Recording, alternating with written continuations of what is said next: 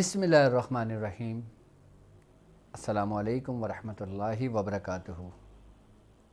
मैं अपने तमाम मुअज़्ज़िज़ अपने हमसफ़र साथियों को, अपने पीर भाइयों को, अपने मुरीदों को, अपने शागिर्दों को और जो लोग मेरे साथ इस रूहानी सफ़र में शामिल हैं और जो लोग मेरे साथ इस माह रमज़ान की इस मुबारक बाबरकत महफ़िल जो हमने सजाई है,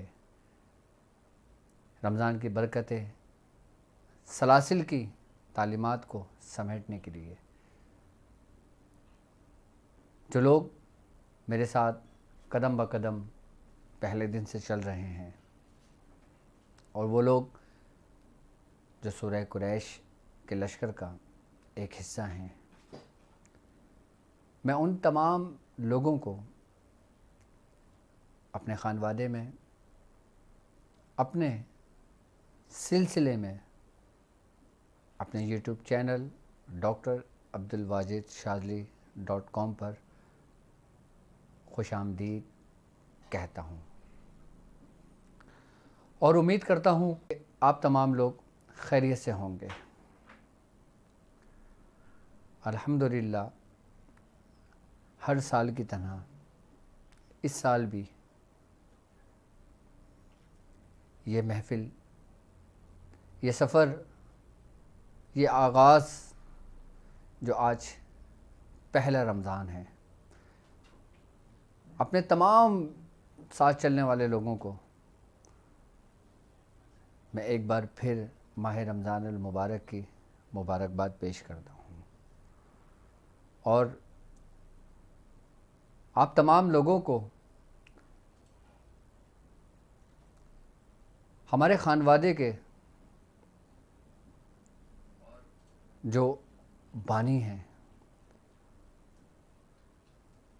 हज़रत सैयदना शेख अब्दुल क़ादिर जिलानी रज़ी अल्लाह ताला अन्हु की विलादत की भी आप तमाम लोगों को बहुत बहुत मुबारक हो।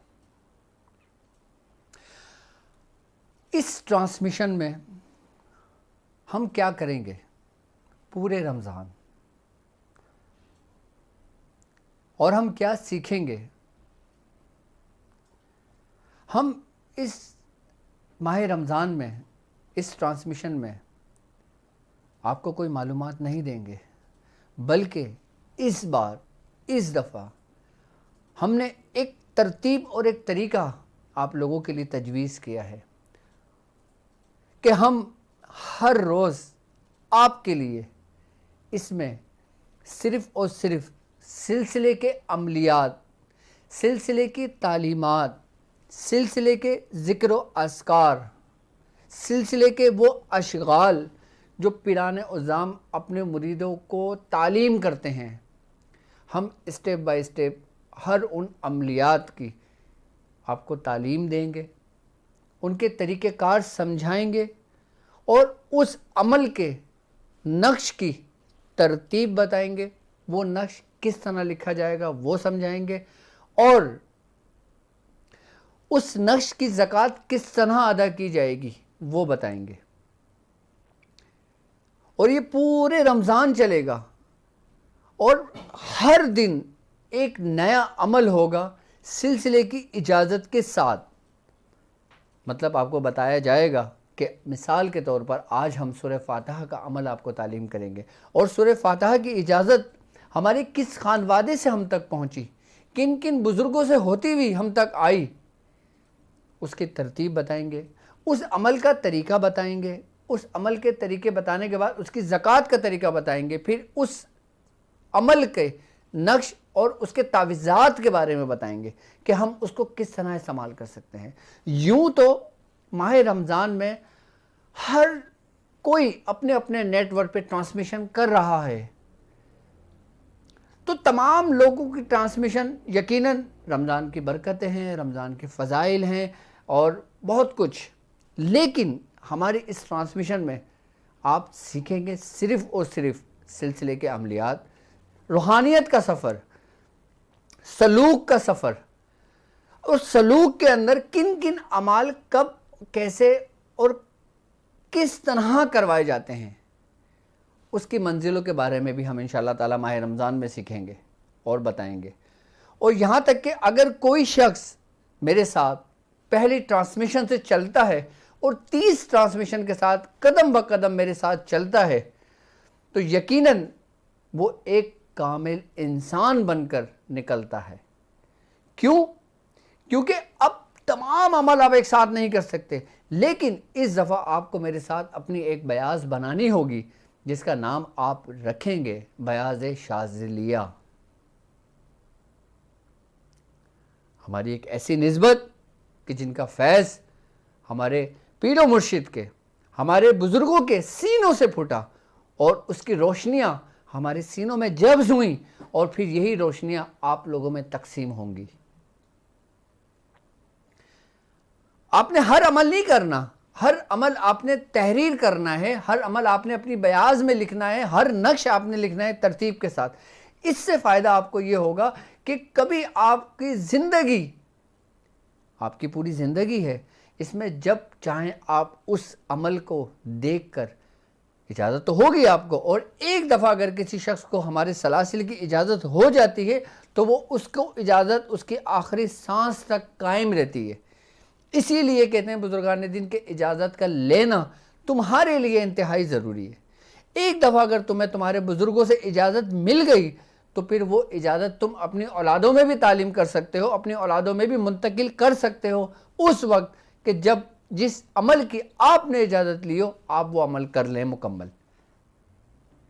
अब जैसे मिसाल के तौर पर मैंने आपको सूरह कुरैश का अमल तालीम किया, मैंने आपको सूरह यासीन का अमल तालीम किया, मैंने आपको सूरह रहमान का अमल तालीम किया, मैंने आपको चहलकाफ का अमल तालीम किया। अब वो अमल का तरीका आपको मालूम है, उस अमल का नक्श के तरीके आपको मालूम है, उस अमल के तावीज़ात किस तरह बनाए जाते हैं वो आपको मालूम है। और इसके साथ साथ आप किन किन कामों के लिए, किन किन अपने मकासिद के लिए उसको इस्तेमाल कर सकते हो, आप उसको अब लिख सकते हो अपने पास, उसको तहरीर कर सकते हो कि डॉक्टर साहब ने ये अमल बताया था, ये इस मकसद के लिए था और अब ये वक्त है कि मैं इस अमल को करूं। आपने इजाज़त ले ली है, आप 6 महीने बाद भी वो अमल कर सकते हैं, 3 महीने बाद भी वो अमल कर सकते हैं, 1 साल बाद भी अमल कर सकते हैं, 10 साल बाद भी अमल कर सकते हैं, वो इजाज़त आपको कायम रहेगी। तो हम इस तरह ट्रांसमिशन नहीं कर रहे जिस तरह सब लोग ट्रांसमिशन करते हैं, क्योंकि हमारा अंदाज, हमारा तरीक़ेकार तमाम से बिल्कुल मुनफरिद होता है। और जो लोग रूहानियत के मुतलाशी हैं, जो लोग अमलियात की दुनिया के मुतलाशी हैं, जो लोग रूहानियत को पसंद करते हैं, जो लोग रूहानियत को सीखने के लिए अपने आप को वक्फ करते हैं, और जो लोग मेरे साथ इस रूहानियत के इस सफ़र में शामिल हैं, वो तमाम लोग जब अपने पास इजाज़त के साथ वो सब तरीक़ेकार लिखेंगे तो यकीनन वो एक बयाज जो बनेगी उसका कोई मोल नहीं होगा, वो अनमोल होगी बयाज आपकी। क्यों? क्योंकि मैं आपको बताने वाला हूँ अपने तमाम खानवादे, अपने तमाम सलासिल और वो 32 वास्ते, कि वो जो 32 वास्ते जो एक दूसरों से जुड़ते हुए हम तक पहुँचे हैं, और जो जो जुड़े हैं, जिन जिन बुज़ुर्गों ने जिन जिन अमलियात की दावत दी हो, मैं वो अमल आप लोगों को तालीम करूँगा, और वो अमल जो मैं खुद कर चुका होऊंगा, यानी कि जो अमल मैंने किए हुए हैं अपने माजी में, और जो अमल मैंने किए हैं और जो मुझ पर उस अमल के मुशाहिदात खुले, उसके दरवाजे खुले, कुशादगी के दरवाजे खुले, नेमतों के दरवाजे खुले, रूहानियत के दरवाजे खुले, मैं उन दरवाज़ों के ज़रिए आपको अंदर लेकर आऊँगा, आपको खुशामदीद कहूँगा, आपको तरीके समझाऊँगा। क्यों? क्योंकि मैंने जिस तकालीफ से, जिस परेशानियों से, जिस मुशक्क़त से, जिस मेहनत से मैंने रियाज़तें की, मेरे बुज़ुर्गों ने मुझसे करवाई, वो अमल और उन अमल के दौरान जो जो मुशाहिदात हुए, जो जो वाक़यात हुए, जो जो मामलात हुए, मैं तमाम आप लोगों से शेयर करूँगा। याद रखना, ये तरीक़ेकार, ये अमल आपको किताबों में नहीं मिलेंगे, क्योंकि मैं आपसे सिलसिले के उन अमलियात की बात कर रहा हूं जो बुजुर्गों के सीनों के हिस्से हैं, जो बुजुर्गों के सीनों के राज हैं। और वो अमल ऐसे अमल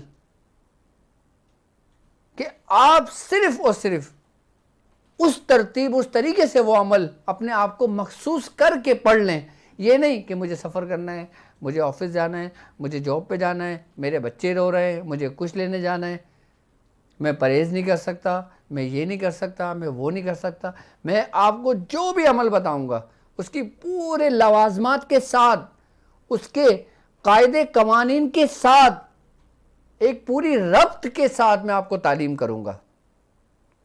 अगर आप पूरे माह रमज़ान मेरे साथ अटैच होकर इस सफ़र में चलेंगे और आप ईमान की दारी के साथ, अपने इखलास के साथ, मुखलिस होकर उसको आप लिखेंगे, तो यकीन जानिए आपकी औलादे तो औलादे, आपके साथ जितने लोग भी जुड़ते चले जाएंगे, यानी कि जो आने वाले वक्तों में आपके मुरीद होंगे, आने वाले वक्तों में आपके शागिर्द होंगे, वो कभी भी मायूस नहीं होंगे आपसे। क्योंकि मैं चाहता हूं कि जो लोग मेहनत कर रहे हैं, जो लोग अपनी रियाजतें कर रहे हैं, जो लोग सीखना चाहते हैं, मैं उनको एक एक चीज़ इसकी बिल्कुल गहराई तक लेके जाना चाहता हूं। मैं वो बात नहीं करूंगा कि रमज़ान की बरकतें क्या हैं, मैं वो बात नहीं करूंगा कि इसके फ़ज़ाइल क्या हैं, मैं वो बात नहीं करूंगा कि इसमें क्या क्या नेमतें हैं, वो सबको पता है। लेकिन वो नेमतें भी हमारे पास नाजिल हो रही हैं। हमारे बुजुर्गान दीन फरमाते हैं कि माह रमज़ान वो महीना है कि जिसमें नेमतें आसमानों से इस तरह रुए ज़मीन पर बरसती हैं जैसे मीना बरसता है। उन नेमतें जो बरस रही हैं, आपको क्या फ़ायदा हुआ? आपकी ज़िंदगी में इतने रमज़ान गुजरे, इतने रमज़ान आए, आज आप अपना मुशाहिदा करें, आज आप अपना तज्जिया करें, आप किस स्टेज पर खड़े हुए हैं। और नेमतों का ये उसूल है, नेमतों का ये रूल है, नेमतों कि जब जिसको नेमत अता कर दी जाती है तो वो उसके अंदर सराहियत कर जाती है। और जो शख्स उन नेमतों का अल्लाह रब्बुल इज़्ज़त से शुक्र अदा करता है तो अल्लाह तबारक तआला उन नेमतों को बढ़ा देता है। अब मैं किन नेमतों की बात कर रहा हूं? क्या दुनियावी नेमत, क्या आखिरत की नेमत, क्या जन्नतों में जो मिलेंगी वो नेमत? भाई कि जब हमें भूख लगती है, खाना हमें तब मिले तो खाने का मजा होता है।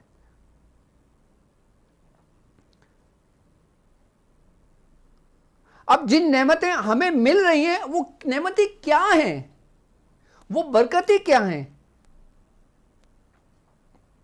अब हम आते हैं थोड़ा सा रमज़ान की तरफ। ये तो मैंने आपको वो कुछ बताया कि जो कुछ हम पूरे रमज़ान में करेंगे। इसके साथ साथ मैं आपको कुछ और भी मज़ीद बताता चलूं कि हम पूरे माह रमज़ान क्या करने वाले हैं और क्या करेंगे, किस तरह करेंगे, क्योंकि मैं चाहता हूं कि आप लोगों को मेरे दिल के हाल का पता होना चाहिए।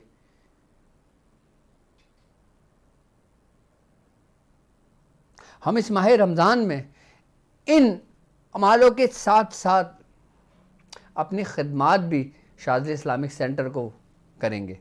मतलब आप लोग, जो लोग मेरे साथ इस सिस्टम में जुड़ना चाहते हैं, मेरे साथ इस सफ़र में चलना चाहते हैं, जिस तरह हमने हर रमज़ान में खिदमात अंजाम दी और अल्हम्दुलिल्लाह इस साल भी हमारा शाज़िली इस्लामिक सेंटर यानी कि doctor Abdul Wajid Shazili network daily रोज़ा इफ्तार करवा रहा है। आज से उसकी इब्तिदा हुई है अल्हम्दुलिल्लाह। हमने वो बॉक्स बनवाए, रोज़ा इफ्तार के लोगों में तकसीम कर दिए। अभी राशन का सिलसिला हमारा चल रहा है कि जिसमें भी राशन तैयार हो रहे हैं, उसमें आप तमाम लोगों की मदद की और उसकी ज़रूरत है, क्योंकि आप लोग जब से एक साथ हमारे साथ जुड़ेंगे सिस्टम में तो फिर वो सिस्टम भी हम आगे लेके चलेंगे। इसके साथ आपके लिए बहुत कुछ होगा रमज़ान में। अब हम बात करते हैं असल रमज़ान, जिस तरह मैंने शाबान के महीने के बारे में आपको बताया था, अब मैं रमज़ान के बारे में आपको थोड़ा सा बताता हूँ कि रमज़ान जो लफ्ज़ है ये बेसिकली निकला है रमजून से। लफ्ज रमजून, इसके मायने क्या हैं? देखो एक बार याद रखना, जब कोई चीज़ सीखो, जब जो कोई चीज़ जानो, जो कोई चीज़ उसकी बरकतें देखो तो उसकी बुनियाद को समझो पहले, तो आपको आगे का सफ़र आसान हो जाता है समझने के लिए। रमज़ान जो लफ्ज़ है ये रमजून से निकला है, इसके मायने गर्मी के जलना, यानी गर्मी से जलना।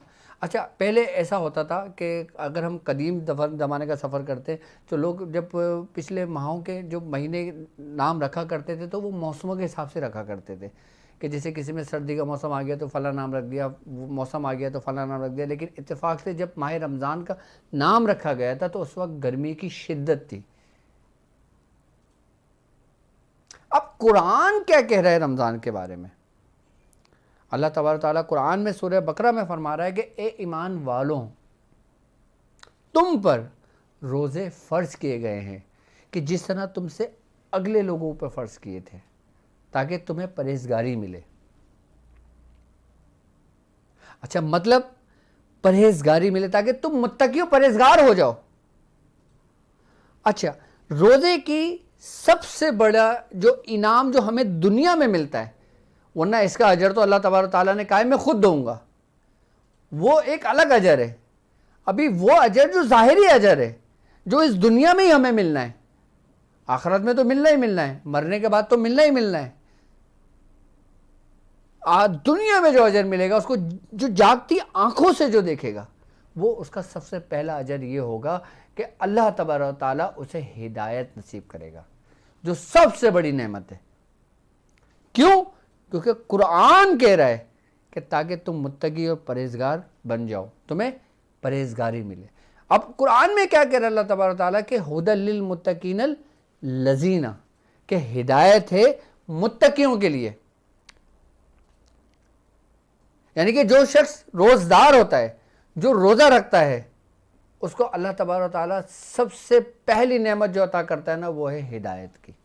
अल्लाह तबारक ताला उसे हिदायत दे देता है, यानी कि वो मुत्तकी बन जाता है। और रोज़े की हालत एक ऐसी हालत है कि जिसमें हमें ये लगता है कि अल्लाह देख रहा है, जबकि हमारा ईमान तो ये है कि अल्लाह तबारक ताला देख रहा है। लेकिन रोज़े की हालत ऐसी होती है कि हमें, बल्कि हमारे दिमाग को भी, हमारे दिल को भी, हमारे जिस्म को भी, हमारी आँखों को भी, हमारे हवासे खमसा को भी ये यकीन होता है कि अल्लाह देख रहा है। कैसे?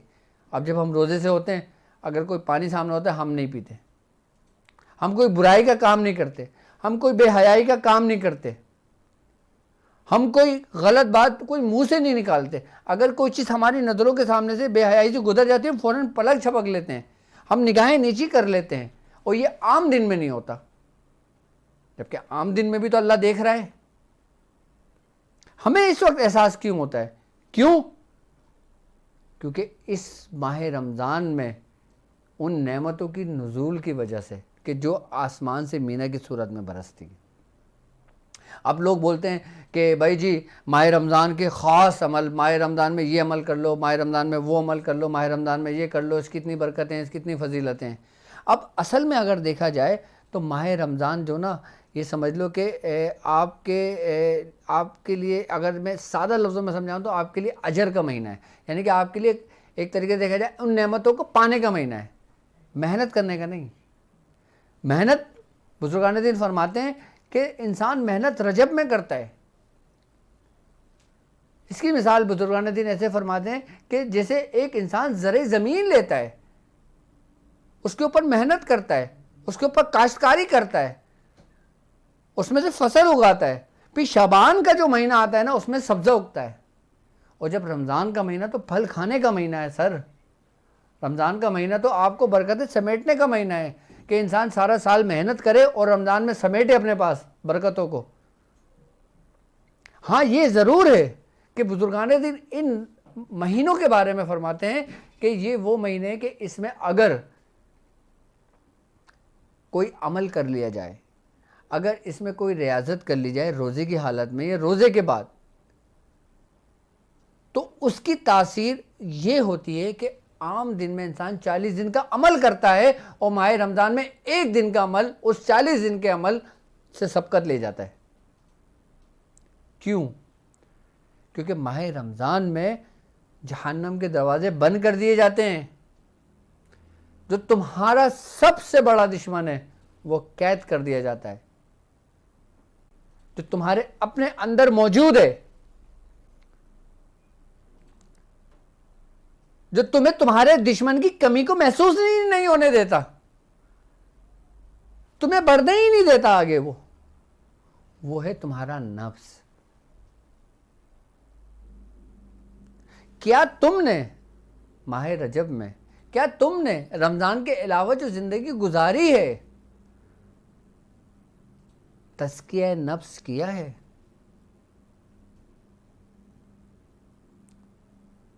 अगर नहीं किया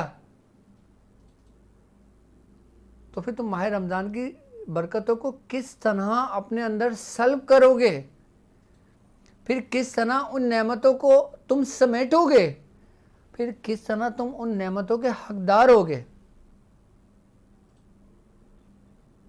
माह रमज़ान में सिर्फ रोज़ा ही इबादत नहीं है, रोज़ा तो फ़र्ज़ है।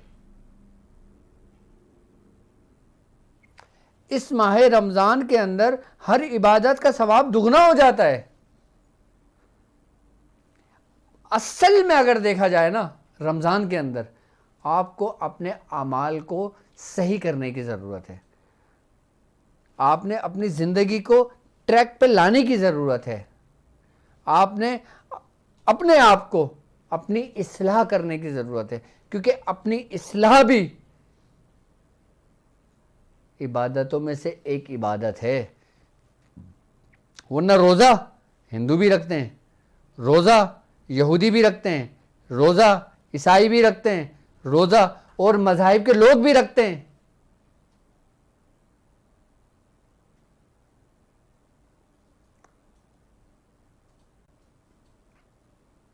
लेकिन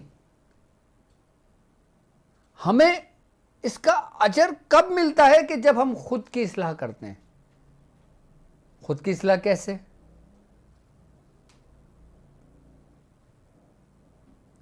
हम अपना तज्जिया करते हैं। कुरान कह रहा है ना कि कद अफ़लह मन ज़क्काहा, कि कामयाब हुआ वो कि जिसने तज़किया नफ्स किया, यानी कि जिसने अपने अंदर गौर व फिक्र किया, अपने अंदर की नेगेटिविटी को ख़त्म किया, अपने खुद की इस्लाह की।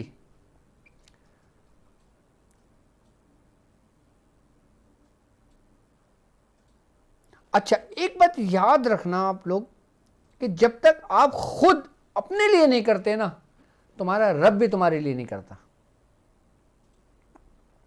वो कहता है पहले, वो कहता है कि तू एक कदम मेरे आगे बढ़ा, तू एक कदम मेरी तरफ को बढ़ा, मैं 9 कदम बढ़कर तेरे करीब आऊंगा। तो इसका मतलब क्या हुआ कि पहली कोशिश आपने करनी है। अच्छा, इसमें सबसे पहला स्टेप क्या है? वो है सिला रहमी। सिला रहमी यानी कि तुम अहले ज़मीन पर रहम करो, रब तुम पर रहम करेगा।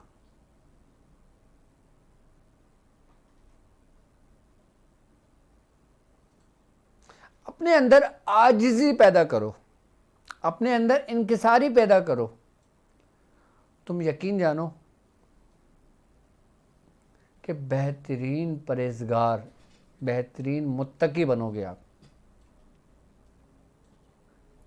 क्या फ़ायदा ऐसा रोज़ा रखने का कि तुम्हारा इखलाक दूसरों के साथ अच्छा ना हो? क्या फ़ायदा ऐसा रोज़ा रखने का कि तुम्हारा इखलाक तुम्हारे बीवी बच्चों के साथ अच्छा ना हो? क्या फ़ायदा ऐसा रोज़ा रखने का कि तुम्हारा इखलाक तुम्हारे साथ काम करने वालों के साथ अच्छा ना हो?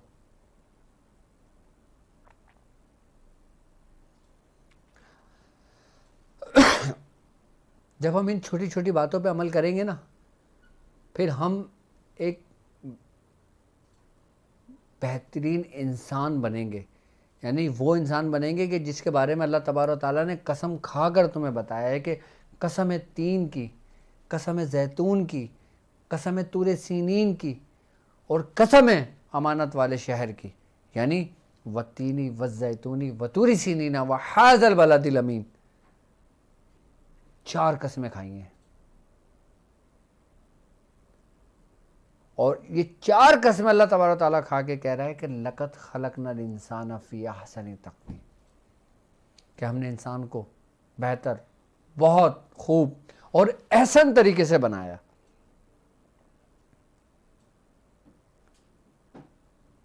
लेकिन फिर उसके आगे वाली आयत भी सुने आप, सुम्मा रददनाहु अस्फ़ला साफ़िलीन, और फिर हमने इसे जानवरों से भी बदतर फेंक दिया। अच्छा, जानवरों से बदतर फेंक दिया, इससे मुराद क्या है? यानी कि हमने उसको बनाया तो बहुत एहसन तरीके से है, हमने बनाया तो उसको बहुत कमाल का है, हमने बनाने के बाद अपनी तमाम नेमतों की इंतहा कर दी, हमने अपनी अमानत इसको दे दी, हमने अक्ल सलीम इसको अता कर दी, हमने इसको एहसन कल्ब अता कर दिया, हमने सब कुछ वो खूबियां अता कर दी इसको जो आज से पहले कभी किसी मखलूक को नहीं अता की गई। लेकिन फिर इसको जानवरों से बदतर क्यों फेंक दिया? वो उसके अपने अमाल की वजह से। आ गई वही बात कि हमें अपने अमाल को दुरुस्त करने की जरूरत है। हम इबादतें तो खूब करते हैं, हम नमाजें तो खूब पढ़ते हैं, हम रोज़े भी खूब पाबंदी के साथ रखते हैं, हम तराबियाँ भी पढ़ते हैं, हम सब कुछ पढ़ते हैं, लेकिन हमारे अपने अमाल जो हम करते हैं वो क्या है? अगर आपके अमाल सही हो तो आपकी इबादत सही होगी, अगर आपके अमाल सही नहीं हुए तो आपकी इबादत भी सही नहीं होगी। फिर तुम उसी ज़मरे में आओगे कि बड़ी खराबी है उन नमाज पढ़ने वालों की जो अपनी नमाजों से गाफिल हैं। तो हमने इबादत पे जोर देना चाहिए या हमने अपने अमाल पे जोर देना चाहिए? हम इबादतों पे तो जोर देते हैं रमज़ान में, रजब में, शबान में, लेकिन हम अपने अमाल पे जोर नहीं देते। अब ये अमाल हैं क्या? अमाल बेसिकली अमल का नाम है, अमल से अमाल है, यानी कि तुम्हारी वो अमल नहीं जो इबादत की तरफ है, बल्कि वो अमल जो तुम्हारी तर्ज जिंदगी की तरफ है।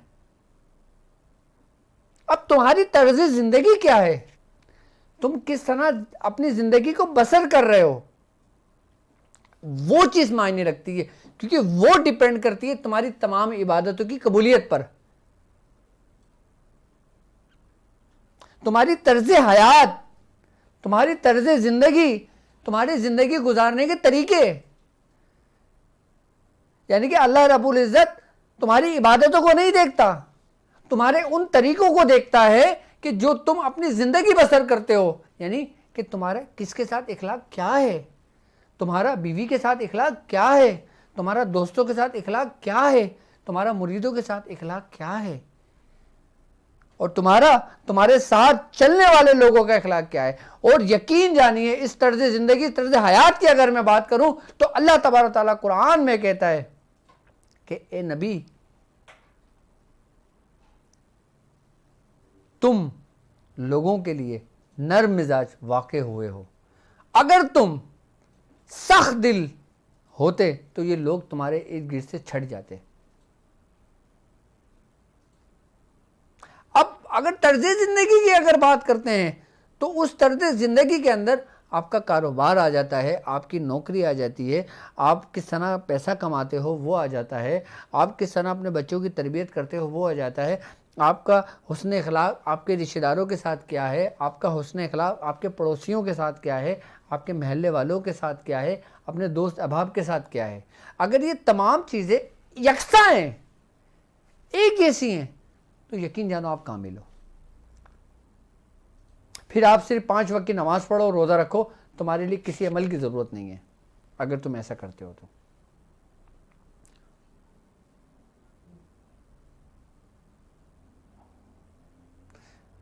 मैं आपको रूहानियत की दुनिया का वो पॉइंट बता रहा हूं, वो हिस्सा बता रहा हूं जो इसकी बुनियाद है।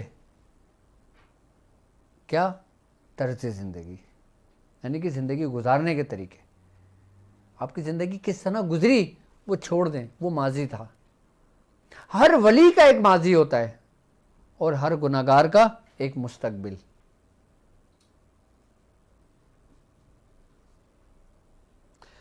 हर वली माजी में ज़रूरी नहीं कि मुत्तकी परहेज़गार हो,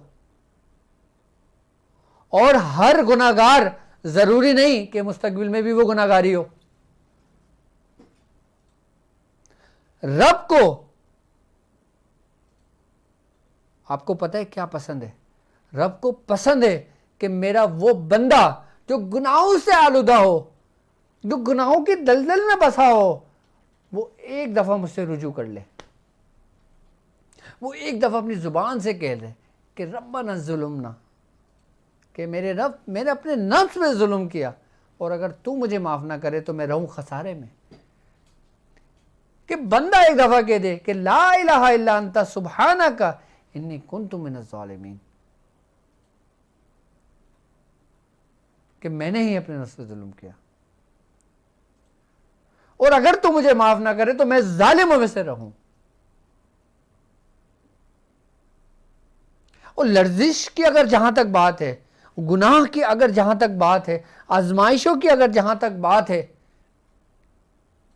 तो सर वो आम इंसानों पर भी आई हैं और अल्लाह के दोस्तों पर भी आई हैं, अल्लाह के नबियों पर भी आई हैं।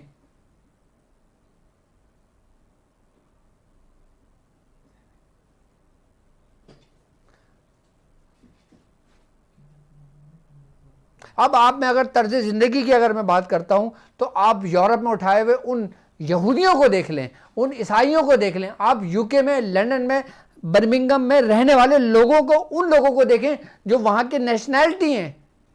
उनके पास ईमान नहीं है लेकिन उनके पास तर्ज ज़िंदगी है। और कैसी है? उनमें कमी सिर्फ और सिर्फ ईमान की है कि अगर वो कलमा पढ़ लें ना तो वो तुमसे बेहतर मुसलमान होंगे।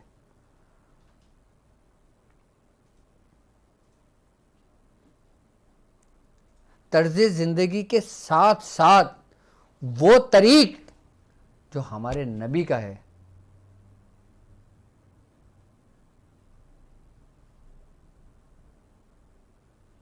अगर हम उस पर अमल करते हैं तो यकीन जानिए इन्हीं लोगों के बारे में अल्लाह तबारक ताला ने कहा है कि ए ईमान वालों, मुसलमानों को नहीं कहा, ए ईमान वालों। ईमान वाला कौन है?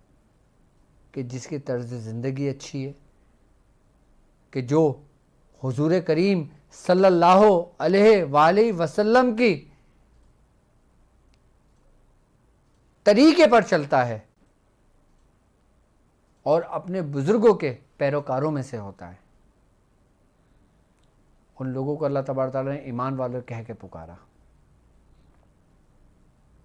लेकिन मैं बात बिल्कुल बुनियाद से कर रहा हूं, बिल्कुल बेस से कर रहा हूं कि हमने अगर एक अच्छा मुसलमान बनना है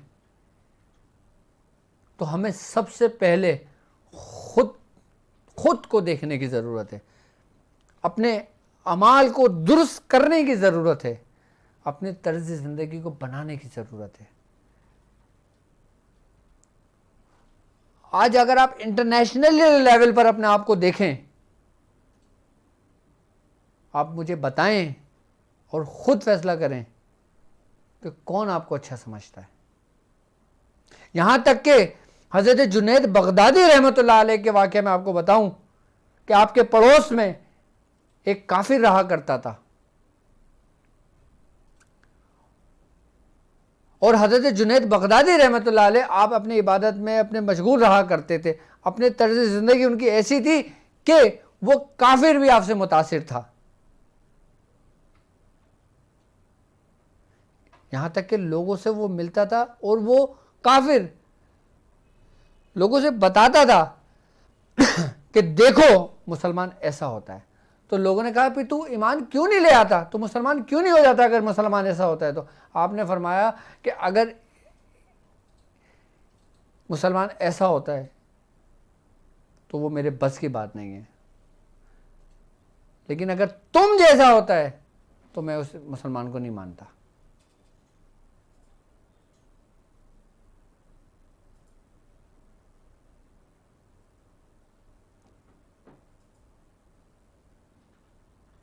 ये हर दौर में रहा है, लेकिन एक अच्छी और एक ख़ास बात ये ज़रूर है कि हर मुसलमान उस नबी का कलमा पढ़ता है कि जिसके एवज़ वो बख्शा जाएगा। क्योंकि मुसलमान के दिल में कुछ भी हो, जितनी दुनिया की मोहब्बत हो, जितनी दुनिया की लज्जतें हों, जितनी वो दुनिया के पीछे पड़ जाए, लेकिन उसके दिल में हुजूर की मोहब्बत ज़रूर होगी। एक दिन उसका ज़मीर ज़रूर जागेगा, फिर वो अपने बुजुर्गों के रास्ते पे ज़रूर आएगा। जब भी मैं कहता हूँ कि हर वली का एक माजी होता है और हर गुनाहगार का एक मुस्तकबिल, क्यों कहते हैं कि आखिरी सांस तक अल्लाह रब्बुल इज़्ज़त से रुजू करते रहो, तौबा करते रहो कि पता नहीं कब अजल आ जाए। अच्छा, इस ट्रांसमिशन में इंशाअल्लाह ताला अभी तो वक्त बहुत तेज़ी से गुजर रहा है, लेकिन कल से मैं एक अमल आपको तालीम करूँगा, उस अमल के तरीके बताऊँगा, उस नक्श के तरीके बताऊँगा और फिर अपना इसके सारे तरीक़ेकार समझाऊँगा और फिर आपको मज़ीद इसकी रहनुमाई करूँगा। अच्छा, इस ट्रांसमिशन में आप हमें लाइव कॉल कर सकते हैं और आप हमें लाइव कॉल कर सकते हैं, अपने मसाइल हमसे शेयर कर सकते हैं। अच्छा, वो मसाइल जो आपके रूहानी हों, वो मसाइल जो आपके जिस्मानी हों, वो मसाइल कि जिसने आपको परेशान किया हो, जो आपको अंदर से खा रहा हो, आप हमारी वेबसाइट www.drabdulwajidshazili.com पर भी अपने मसाइल हमसे शेयर कर सकते हैं। आप हमें लाइव कॉल भी कर सकते हैं और आपकी स्क्रीन पर बाकायदा नंबर भी आ रहा होगा। और इसके अलावा आप हमारे सिस्टम का हिस्सा भी बन सकते हैं। कि कहते हैं कि माह रमज़ान के अंदर जो लोग ला मुझे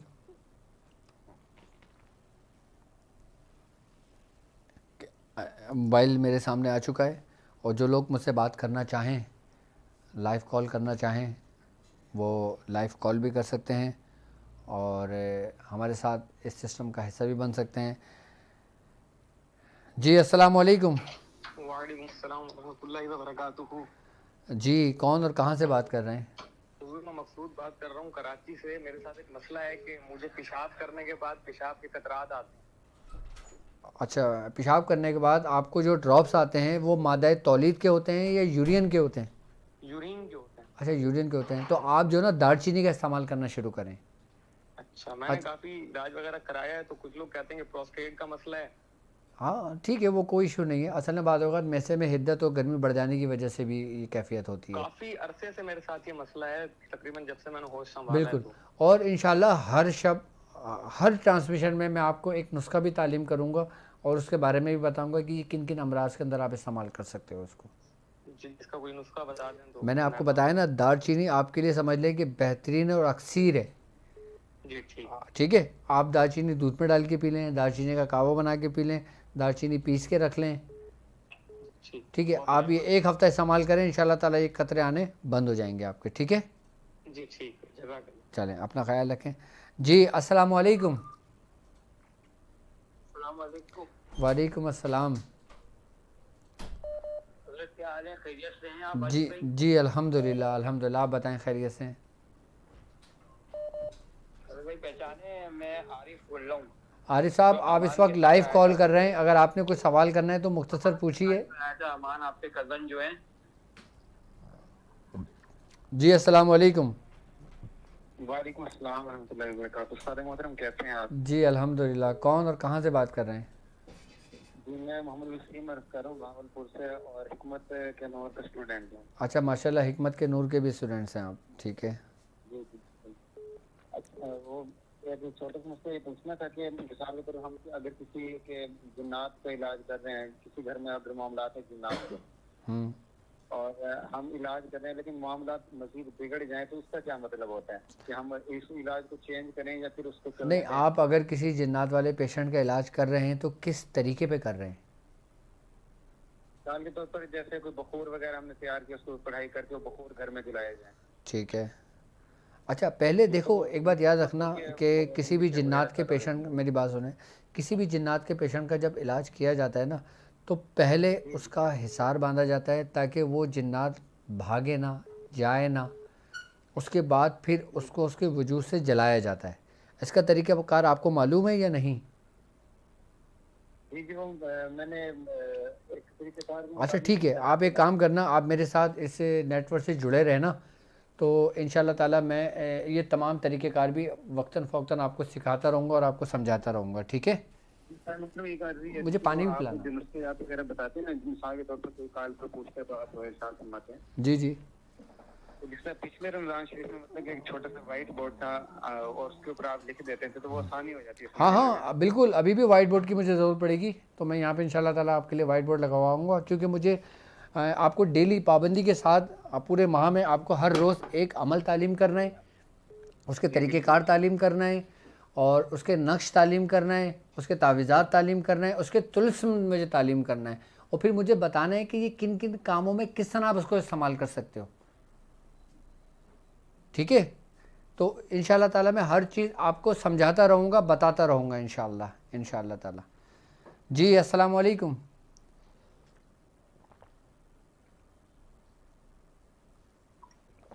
जी अस्सलाम वालेकुम।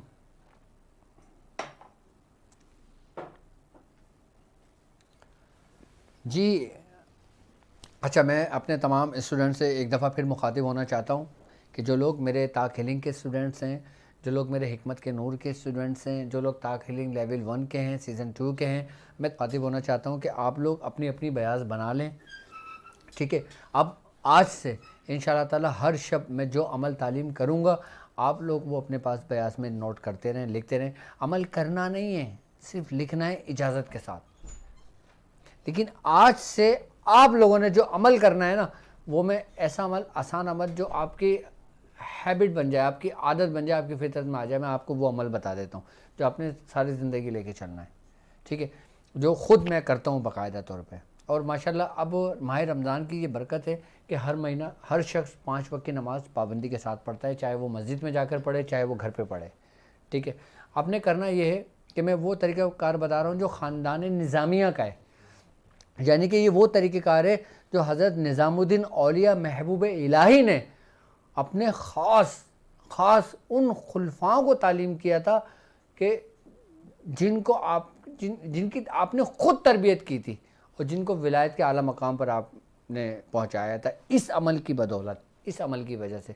हज़रत नसीरुद्दीन चिराग दहलवी रहमतुल्लाह अलैह फरमाते हैं कि अल्लाह रब्बुल इज़्ज़त ने मुझ पर जो नेमतें तमाम की, अल्लाह ताला ने मुझे जो नेमतें सिलासिल की अता की, और वो नेमत जिसको तमाम चिश्तिया खानवादे के अंदर ही कहा जाता है कि एक महबूब आएगा, जिसको हर बुज़ुर्ग ने स्टेप बाय स्टेप अपने खुलफाओं को, अपने जानशी को ये तालीम करते रहे कि फ़ना महबूब आएगा, उसको हमारा सलाम कहना, उसको तबरुकात देना।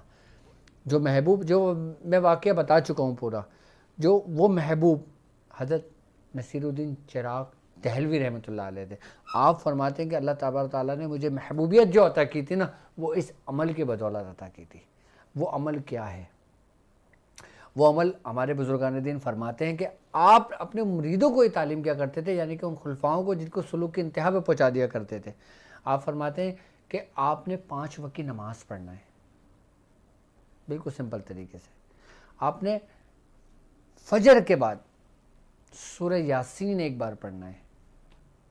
आपने ज़ोहर की नमाज के बाद सूरह फतह एक बार पढ़ना है।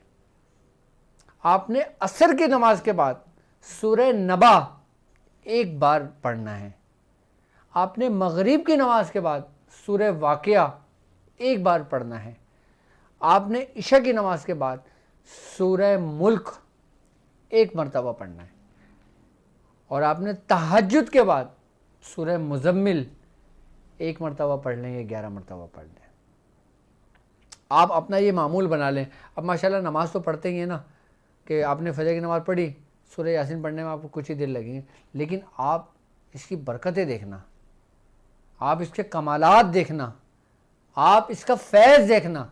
मेरी तरफ से आप लोगों को इसकी आम इजाज़त है। मेरे बुज़ुर्गों की तरफ से, क्योंकि ये वो तरीका है जो मुझको मेरे बुज़ुर्गों ने तालीम किया था।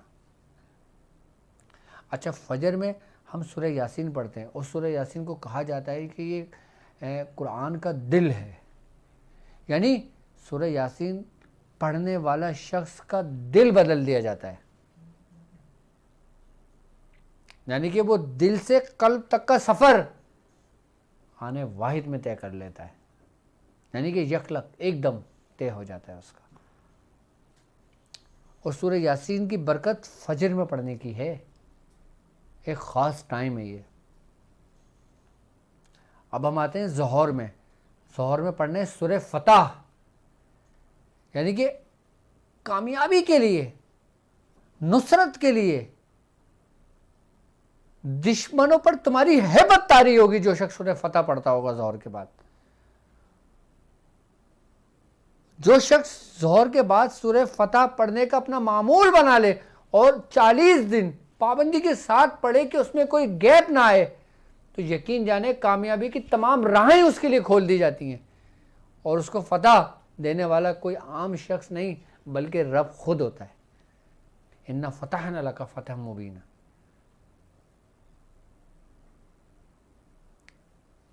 यानी कि जिस शख्स के काम रुके हुए हों, जिस शख्स को कोई आगे का नजर ना आ रहा हो, कोई शख्स जिंदगी पर अमल कर रहा है, उसको उसमें फायदा नहीं हो रहा, रात रात भर बैठकर इबादतें कर रहा है, लेकिन फिर वो सुबह जब खड़ा होता है तो वहीं खड़ा होता है। अगर तुम अपने अमल में कामयाबी भी चाहते हो तो यार सूरह फतह पढ़ने में एक बार सूरह फतह पढ़ने में आपको मुश्किल से 5 मिनट लगते हैं। इतनी बड़ी भी नहीं है सूरह फतह, लेकिन सूरह फतह आपके तमाम अमाल को समझ लो कि उसको खोल देती है। यानी कि सूरह फतह अगर देखा जाए तो तुम जितने भी अमाल करते हो उसकी कुंजी बन जाती है, उसकी चाबी बन जाती है कि जब वो बाप खुलता है, जब वो दरवाज़ा खुलता है, तो तुमने जो कुछ भी अमल किया होता है वो तुम्हारे बुजुर्गों का फैज़ जो इजाज़त की सूरत में तुम्हारे अंदर मुंतकिल हो गया, वो फिर फूटने लगता है, वो फिर जाहिर हो जाता है। तुम्हारा शेख जब तुम्हें किसी अमल की इजाज़त देता है ना, तो वो उस इजाज़त यानी कि उस नूर को तुम्हारे अंदर मुंतकिल करता है। इजाज़त 2 तरह की होती हैं। एक इजाज़त वो जो इंसान रूबरू जाकर एक तवील सफ़र तय करके अपने बुजुर्ग से खिलवत में अता करता है, मांगता है, उसको मिलती है। एक इजाज़त तो ये है। और एक इजाज़त वो है जो किसी भी नेटवर्क के ज़रिए मिलती है, कि जैसे एक शख्स बांग्लादेश में है, वो पाकिस्तान नहीं आ सकता। एक शख्स हिंदुस्तान में है, वो पाकिस्तान नहीं आ सकता। एक शख्स यूके में है, वो पाकिस्तान नहीं आ सकता। एक शख्स मलाइशिया में है, वो पाकिस्तान नहीं आ सकता। फिर उसको इजाज़त दी जाती है। एक होती है इजाज़त क़ल्बी, एक होती है इजाज़त वहबी, और एक होती है इजाज़त कस्बी जो शेख अपने कसब के ज़रिए आपको तालीम कर देता है। कल्ब के ज़रिए जो इजाज़तें होती हैं वो खवास के लिए होती हैं,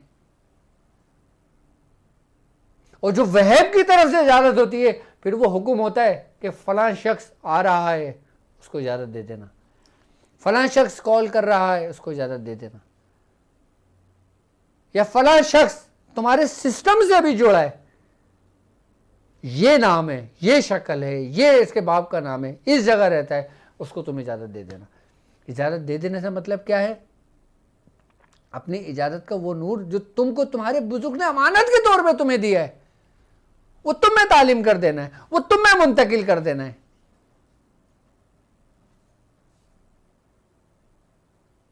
ये कमाल है, ये है असल इजाज़त है। जो मैं कहता हूं कि एक दफ़ा आपको इजाज़त हो जाती है तो आपकी आखिरी सांस तक, आपके मरने के बाद भी कायम रहती है सर, क्योंकि नूर कभी ख़त्म नहीं होता।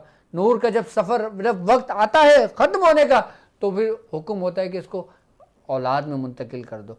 इसको अपने मुरीद में मुंतकिल कर दो, इसको अपने खलीफा में मुंतकिल कर दो, इस नूर को एक गुनाहगार शख्स में मुंतकिल कर दो, वो इस नूर की बरकत से उसके गुनाहों को मिटा देगा।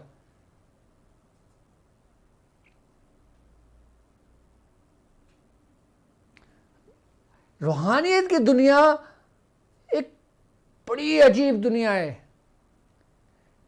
रूहानियत की दुनिया के भी 70,000 पर्दे हैं और हम एक ही रात में सारे पर्दे उठाना चाहते हैं। इजाजत तो तुम्हारी एंट्री है, तुम्हारी रजिस्ट्रेशन है। अब ये रजिस्ट्रेशन जो हम रजिस्ट्रेशन करते हैं ना कि अपने आप को यहां रजिस्टर्ड करा लो, अपने आप को यहां रजिस्टर्ड करा लो, अपने आप को यहां रजिस्टर्ड करा लो, इसलिए कि तुम्हारा नाम उन नामों में शामिल हो जाए कि जिनको इजाजतें दे रहे हैं। ये बुजुर्गों के तरीके हैं। ये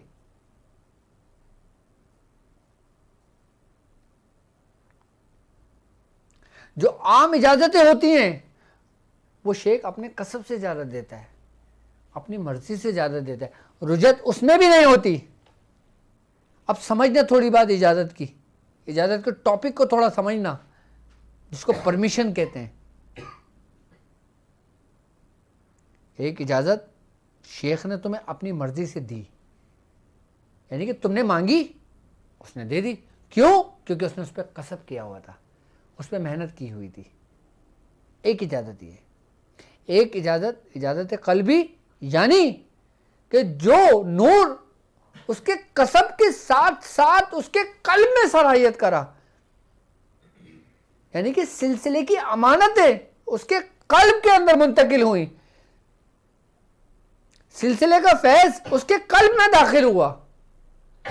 वो इजाज़त इतनी कमाल की इजाज़त होती है कि वो इजाज़त आपको इब्तिदाई में नहीं मिलती, वो इजाज़त आपको शुरू में नहीं मिलती कि आपने पहली दफ़ा ट्रांसमिशन दी कि अरे वाह डॉक्टर साहब लाइव है, डॉक्टर साहब इजाज़त है, डॉक्टर साहब भी बोले हाँ इजाज़त है। ये वो इजाज़त नहीं है।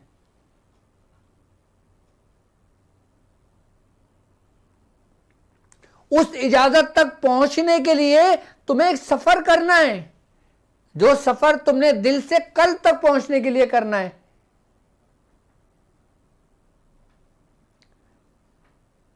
और मैं उन इजाजतों के बारे में आपको बता रहा हूं कि जिसके बारे में बुजुर्गान दिन फरमाते हैं कि हमारे शयूख इतनी आसानी से इजाजत नहीं देते थे।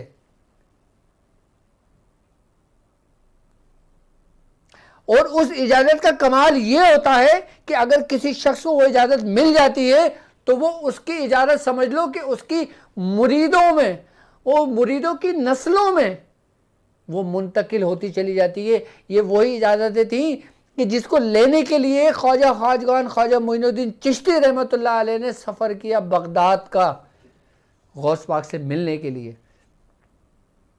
ये वही इजाजतें थी जिसको लेने के लिए हज़रत शेख शरफुद्दीन याहिया मुनीरी रहमतुल्लाह अलैह, जो बिहार इंडिया में जिनका सबसे बड़ा मज़ार है, आप अपने पीरो मुर्शिद हज़रत शेख अबुल नजीब फिरदौस रहमतुल्लाह अलैह से लेने गए थे और आपने वो कल्बी इजाज़त अपने वफ़ात के बाद आपको अता की थी और बन नफ्स नफीस अता की थी आपको।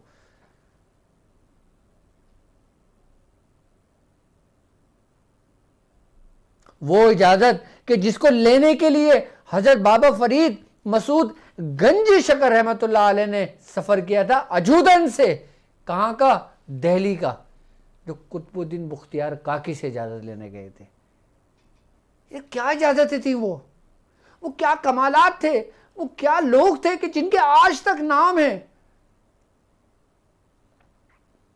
इन इजाज़तों के लिए कुछ कल्ब मखसूस होते हैं। ये वो नगमा है, ये वो साज है जो हर कल्ब पे नहीं गाया जाता, ये वो नगमा है जो हर साज पे नहीं गाया जाता।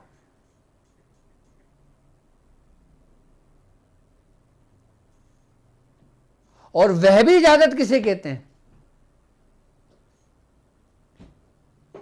वह भी इजाजत वो कि जिसको तुम्हें रब की तरफ से हुक्म हो कि मेरा बंदा आ रहा है, कि जैसे हुक्म हुआ हजरत शेख शहाबुद्दीन सोहरावर्दी रहमतुल्लाह अलैह को कि मेरा बंदा आ रहा है। उसको ये इजाज़तें ये अमानतें दे देना। कौन? हज़रत शेख बहाउद्दीन ज़िक्रिया मुल्तानी रहमतुल्लाह अलैह, कि जब आपको वह भी इजाज़त हुई तो आप देखें उन्हीं की नस्ल में, उन्हीं के ख़ानदान में, उन्हीं की औलादों में कुतुबुल अक़ताब हुए। हज़रत शाह रुकन आलम, आपके शेख, आपके बेटे हज़रत शेख सदरुद्दीन आरिफ, ये उस इजाज़त का फैज़ था जो आपकी औलादों में वली और ऐसे अक़ताब पैदा हुए कि जिनके लिए हज़रत निज़ामुद्दीन औलिया महबूब इलाही खड़े हो जाया करते थे। महबूब इलाही जिनकी मोहब्बत में खड़े हो जाया करते थे, जिनके अदब में खड़े हो जाया करते थे, जिनके मकाम पे खड़े हो जाया करते थे, शाहरुख ने आलम मुल्तान में जिनका मज़ार है। तो सर ये इजाज़तें हमने तरतीब नहीं दी हैं, हमने नहीं बांधी हैं, ये बुज़ुर्गों के सीनों के राज, बुज़ुर्गों की वो बातें हैं जो हमारे शेख ने हमसे खलवत में की। लेकिन मैंने आपसे वादा किया था कि मैं आपसे हर एक वो बात जो मैं चाहूँ, जो मैं जिसको देखूँ कि हाँ ये बात आपका कल्ब उसको बर्दाश्त कर सकता है, ये इजाज़त आपके कल्ब बर्दाश्त कर सकता है, मैं आपको वो तालीम करूँ। मैं जब भी तो कहता हूँ कि मेरे साथ चलने वालों को आम इजाज़त है। मैं तो तलाश करता हूँ कब वो शख्स आए जो अपनी अमानत को ले, जो अमानत हम तक हमारे बुजुर्गों से पहुंची।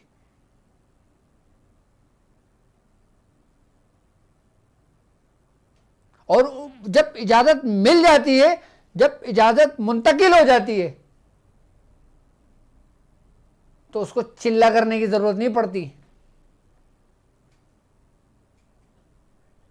कि जिस तरह हज़रत कुतुबुद्दीन बुख्तियार काकी रहमतुल्लाह अलैह ने कहा था, बाबा साहब आप क्या करते हो? हज़रत बाबा फरीद मसूद गंज शकर रहमतुल्लाह अलैह ने कहा कि हुजूर 14,000 बार सूरह इखलास पढ़ता हूँ। आपने कहा अच्छा माशाअल्लाह, पढ़ लेते हो? आपने कहा जी हुजूर। आपने कहा अच्छा आज तुम एक तस्बीह पढ़ना। इशा का वक्त था जब आपने ये आपकी गुफ्तगू हुई, सारी रात गुजर गई, बाबा साहब से एक तस्बीह सूरह इखलास की नहीं पढ़ी गई। आपने फरमाया ये क्या मामला है? आप गए उनके सजदे में, उनके कदमों में गिर गए। तो फिर इजाज़त कल्बी अता हुई तो कहते हैं हज़रत बाबा फरीद मसूद गंज शकर रहमतुल्लाह अलैह कि मेरी आंखों से 18,000 आलम के पर्दे उठा दिए गए, मेरे कल्ब से 70,000 पर्दों को उठा दिया गया कि मैं आसमान को भी देख सकता था और ज़मीन को तहत सरा तक मैं इसको देख सकता था। और फिर अल्लाह तबारक ताला ने उसके एवज़ आपको 3 चीज़ें अता की। आपने फरमाया कि अल्लाह तबारक ताला ने मुझे जलाल अता किया, अल्लाह तबारक ताला ने मुझे जमाल अता किया, अल्लाह तबारक ताला ने मुझे शान शौकत अता की।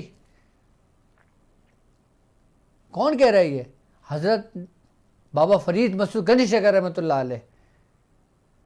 तो आपके मुरीद दोनों ने जब ये सुना तो कहा हुजूर आप ये फरमा रहे हैं, बजा हक फरमा रहे हैं, लेकिन हमने तो कुछ भी आपके पास नहीं देखा। आपने कहा हाँ तुम भी हक फरमा रहे हो, हमको अल्लाह तबारक ताला ने जलाल अता किया, वो हमने अपने मुरीद साबिर पिया को दे दिया। अल्लाह तबारक ताला ने हमें शान और शौकत अता की, वो हमने निज़ामुद्दीन औलिया महबूब इलाही को दे दिया। अल्लाह तबारक ताला ने हमें जमाल अता किया, हमने हज़रत शेख जमालुद्दीन हाशमी को दे दिया। क्या कमाल के लोग थे कि अपनी पूरी पूरी जिंदगियां इबादत में गुजार दी, जिनको ज़ुहदुल अंबिया का लक़ब दिया गया।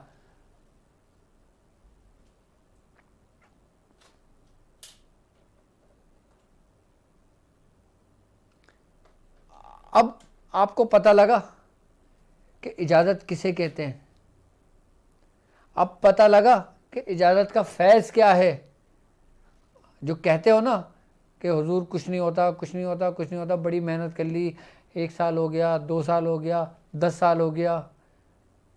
सूरह यासीन की भी इजाज़त है, सूरह मुज़म्मिल की भी इजाज़त है, नादे अली की भी इजाज़त है, तमाम इजाज़तें हैं और मैं पढ़ता हूँ, मेरा काम भी होता है, लेकिन मुझ पर असर क्यों नहीं होता?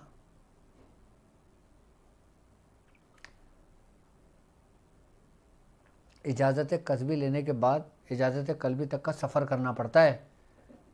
यही वो रास्ता है कि यही जो डिस्टेंस है कि जिसको सुलूक कहा गया है। आमिल तो आप बन जाओगे, अमलियात तो आप सीख लोगे, लोगों के इलाज और मालजा तो कर लोगे, लेकिन तुम्हारे बातिन की तकदीर को कौन संवारेगा? तुम्हारे बातिन को कौन निखारेगा? तुम अपने असल मंजिल की तरफ सफर कब करोगे? तुम उस मोहसिन इंसानियत की तरफ कब लौटोगे?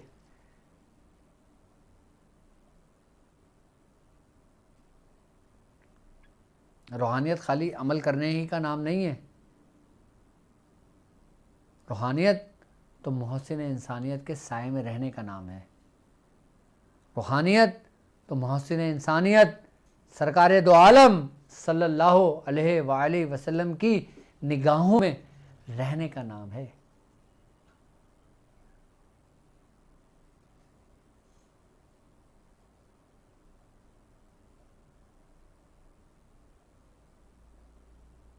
अब देखें, आप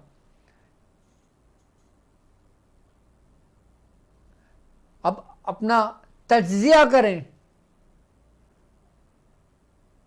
लेकिन इन सब की इब्तिदा, इन सब की अपनी इस्लाह करना आपके लिए बहुत ज़रूरी है।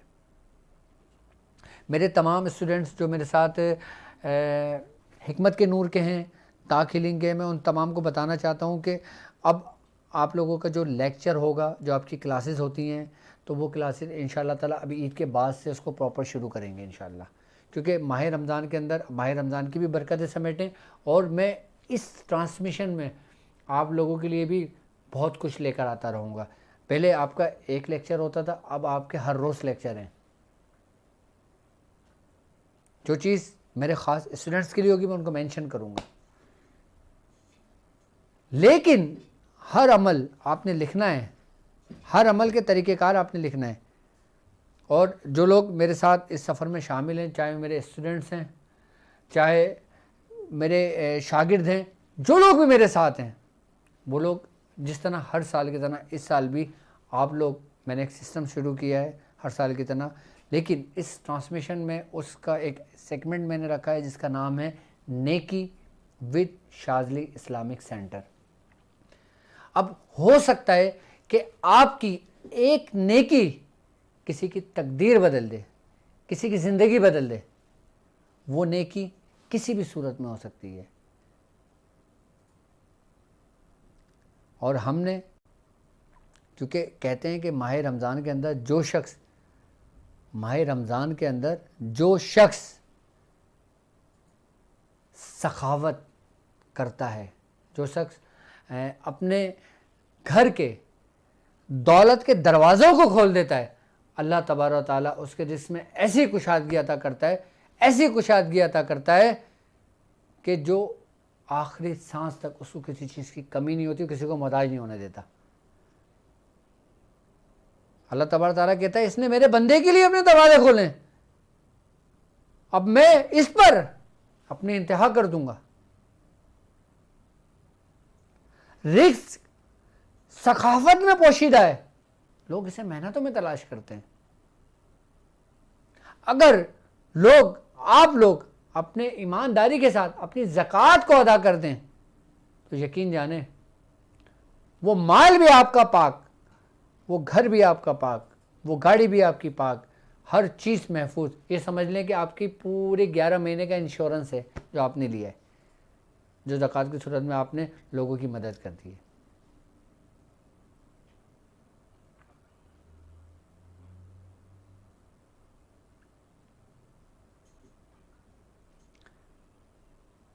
क्योंकि माह रमज़ान में नेकी करना, समझ लो कि इसका अजर दुगना हो जाता है। और अल्हम्दुलिल्लाह शाज़िली इस्लामिक सेंटर अल्हम्दुलिल्लाह अपनी तामीराती का काम इसका तेज़ी से जारी है। और कि जो स्टूडेंट्स के जिन लोगों ने अपनी अपनी फ़ीस पे करी थी, तो मैंने अल्हम्दुलिल्लाह उन तमाम फ़ीसों को एक जगह जमा करके आप लोगों के लिए शाज़िली इस्लामिक सेंटर की बुनियाद रख दी है, कि जिसकी मैंने तस्वीर भी आप लोगों से शेयर करी थी, जिसकी वीडियो भी आप लोगों से शेयर करी थी। बाकी इंशाअल्लाह ताला मज़ीद ट्रांसमिशन में मैं शेयर करता रहूँगा आपसे। अगर शाज़िली इस्लामिक सेंटर के अंदर कि जो लोग मेरे साथ मेरा हिस्सा बनना चाहें, तो वो लोग हमारे सिस्टम शाज़िली इस्लामिक सेंटर से रब्ता कर सकते हैं, और ताकि आप लोगों के जो सिस्टम है, सिस्टम आप लोगों से है, सिस्टम मुझसे नहीं है, सिस्टम आप लोगों से है। आप लोग जब मेरे से जुड़ेंगे तो इंशाअल्लाह ताला इसकी तामीरात भी बहुत जल्दी हो जाएगी, और इंशाअल्लाह ताला अल्लाह तबारक ताला। और इसके अंदर शाज़िली इस्लामिक सेंटर में हमने अपना सेंटर कायम करना है, और इसके अलावा हमने इसके अंदर बाकायदा जो हमारे हर महीने ज़िक्र व अस्कार का होता है, जो हमारी महफ़िल होती है हज़रत नबी रज़ा शाह साहब की, उसका भी एहतमाम उसी में करेंगे। अभी तो अपने क्लिनिक पे कर रहे हैं। और इसके अलावा जो हमारी रूहानी तरबियती नशिस्त होती है, जिसको हमने दर्सगाह का नाम दिया है, रूहानी दर्सगाह, तो इंशाअल्लाह ताला अब वो जगह बड़ी है, क्योंकि जगह छोटी थी और जगह किराए की थी, तो वहाँ पे लोग आज भी मेरा दवाखाना अपना किराए पर है, मेरा अपना नहीं है दवाखाना, मेरा आज भी किराए पर है। तो और जहाँ मैं रहता हूँ वो भी किराए पे है। लेकिन मैं चाहता था कि मैं अपने जो मेरे पास मेरे स्टूडेंट्स जो मेरे फ़ीस जो जमा हुई है, मैं उससे अपना आलीशान घर ले लेता, मुझे क्या ज़रूरत है इस्लामिक सेंटर बनाने की। लेकिन नहीं, मैं मेहनत करता हूँ, मैं अपना टाइम देता हूँ, मैं आपको पढ़ाता हूँ, मैं आपको सिखाता हूँ, आप उसकी अजरत मुझे देते हो जो फ़ीस की सूरत में होती है। मैंने वो फ़ीस भी जमा करके आप लोगों के लिए सेंटर बना दिया,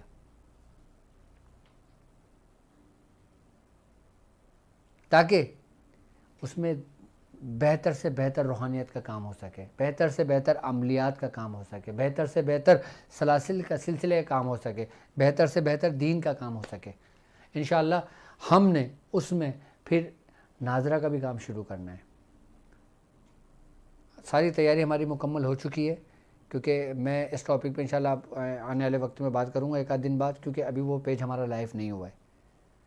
आप देखेंगे अपनी आंखों से कि 1 साल के अंदर आप लोगों ने, मैंने कुछ भी नहीं किया, मैंने कुछ नहीं किया, सब कुछ आप लोगों ने किया। कहते हैं कि मैं अकेला ही चला था जानिब मंजिल, लोग मिलते गए कारवां बनता गया।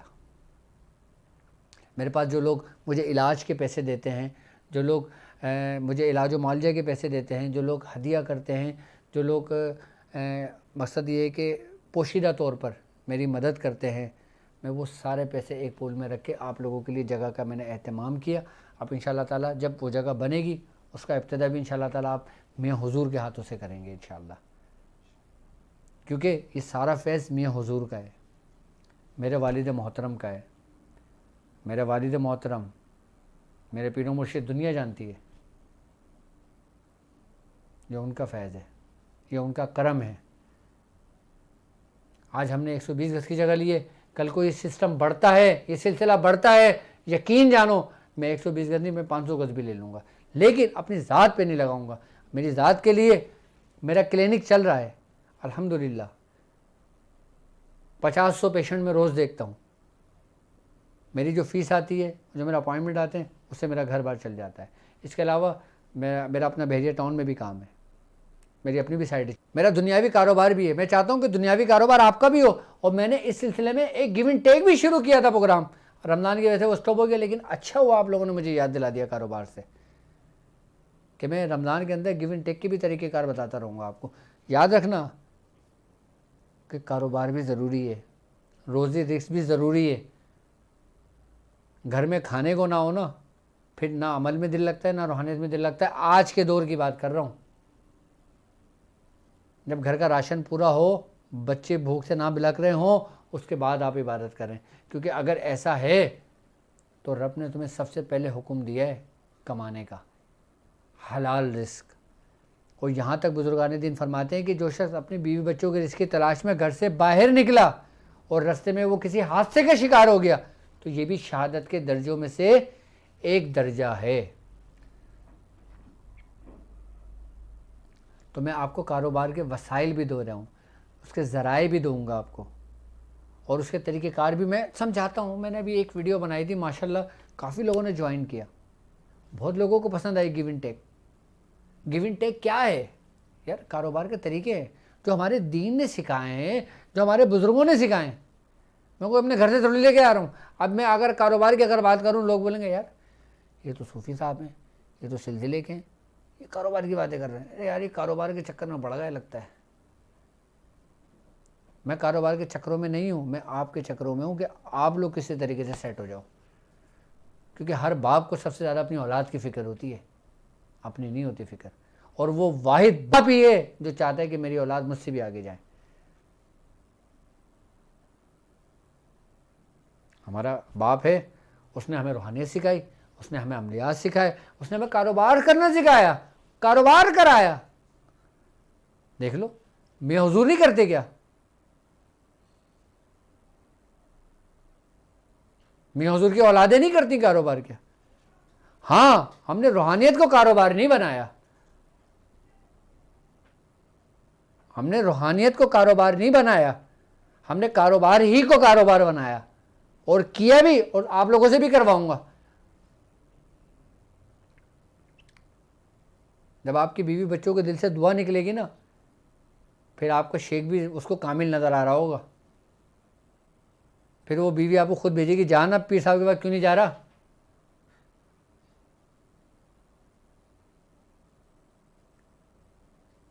तो सर, ये मैं नहीं कह रहा, ये हमारे आका ने, हुजूर करीम सल्लल्लाहु अलैहि वसल्लम ने खुद दुआ की है कि रब्बना आतिना फिद दुनिया हसनतम व फिल आखिरति हसनतम व क़िना अज़ाबन्नार, कि मेरे रब मुझे दीन और दुनिया दोनों में सुरखरू रख। मतलब दुनिया भी है, दुनिया में खाली तुम इबादत करने थोड़ी आए हो। अरे टाइम क्या हो गया? टाइम ज़्यादा हो गया आज तो। अब वक्त का आप लोगों के साथ पता नहीं लगता। तो इंशाअल्लाह ताला कल से पाकिस्तानी टाइम के मुताबिक रात 10 बजे से 11 बजे तक, जब होगा तो 11 से कोई भी टाइम हो जाए, वो कोई मसला नहीं, हमारी अपनी ट्रांसमिशन है, आई बस समझ में, वो कोई इशू नहीं है। लेकिन स्टार्ट इंशाअल्लाह ताला हमारी पाकिस्तानी टाइम के मुताबिक रात 10 बजे से 11 बजे तक, पहली रमज़ान से इंशाअल्लाह ज़िंदगी रही तो 30 रमज़ान तक मैं आप लोगों के साथ होऊंगा। हर दिन एक नए अमल के साथ, हर दिन एक नए अमल के नए तरीके के साथ, और उसके नकूश के साथ। और आप लोग मेरे साथ, मेरे भाई बन के, मेरा बाजू बन के मेरे साथ नेकी के काम में भी हिस्सा लें। अब ये हम लोगों ने बॉक्स बनवाए, देखें, ये लिखा हुआ है नेकी विद शादी इस्लामिक सेंटर। इसके अंदर फ्रूट्स हैं, इसके अंदर समोसे, पकोड़े, जूस, बोतल, सारा हम लोग सब कुछ रखते हैं इसके अंदर, जो इफ्तार के अंदर बांटते हैं। तकरीबन आज हमने सिर्फ 100 डब्बे बांटे, लेकिन हमने 5000 डब्बे छपवा लिए हैं इसके ना। तो इंशाअल्लाह ताला कल 200 होंगे, फिर 400 होंगे, फिर 500 होंगे, फिर जितने बढ़ते जाएं अल्लाह तबारक ताला इसमें बरकत अता फ़रमाए। और आप लोगों की एक छोटी सी नेकी हो सकता है किसी की ज़िंदगी बदल दे। तो हमारे शाज़ इस्लामिक सेंटर, हमारा बैंक अकाउंट्स आपके स्क्रीन पर भी नज़र आ रहा होगा, और डिस्क्रिप्शन में भी लिंक मौजूद है, और हमारी वेबसाइट पर भी सर्च कर सकते हैं। याद रखना कि ये वो नेटवर्क है जो डॉक्टर अब्दुल वाजिद शाज़ली की ज़ेर निगरानी में है और उनका अपना है।